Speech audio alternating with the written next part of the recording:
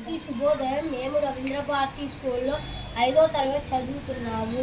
వినాయక చవితి పూజ కోసం ఉపయోగించే 21 పత్ర విశిష్టతను తెలుసుకున్నాను. బిల్వపత్రం శివునికి ప్రత్యేకమైనది. గణేశునికి కుటుంబ బంధాన్ని సూచిస్తుంది. ద్వారపత్రం ఇది గణపతికి శాంతిని, ఆరోగ్యాన్ని ఇస్తుంది. బ్రహ్మి ఆకు జ్ఞానం, జ్ఞాపక శక్తి పెరిగేందుకు ఉపయోగపడుతుంది. గర్జన ఆకులు గణపతిని శక్తివంతునిగా ప్రతిబింబిస్తాయి. అరిసాకు శరీరానికి పోషణను సూచిస్తుంది. తులసి కొన్ని ప్రాంతాలలో గణపతికి భక్తితో సమర్పిస్తారు. చామంతి ఆకులు దీర్ఘాయుష్ను తెలియజేస్తుంది.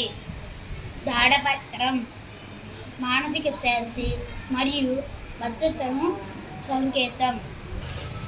మరువ ఆకు శుభ్రతను మరియు పవిత్రతను తెలియజేస్తుంది. చిత్తపత్రం శరీరానికి శక్తిని ఇచ్చే ఆకు. పాలకూర పోషకాలను సూచిస్తుంది. వాకపత్రం స్థిరత్వం మరియు ఎదుగుదలను తెలియచేస్తుంది. షామియాకు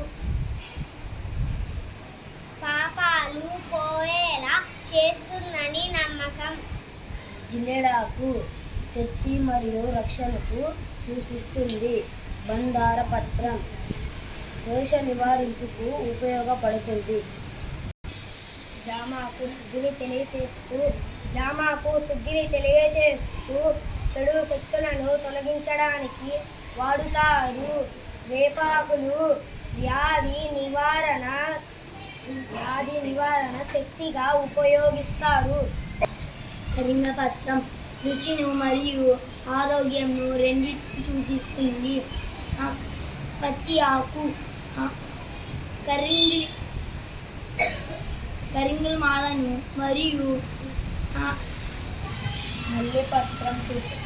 మల్లెపత్రం శుభ్రతను సుగంధాన్ని సూచిస్తుంది. మందార ఆకు గణపతికి శక్తి ప్రదాతగా భావిస్తారు. పత్తి ఆకు కృప మరియు భద్రతను సూచిస్తుంది.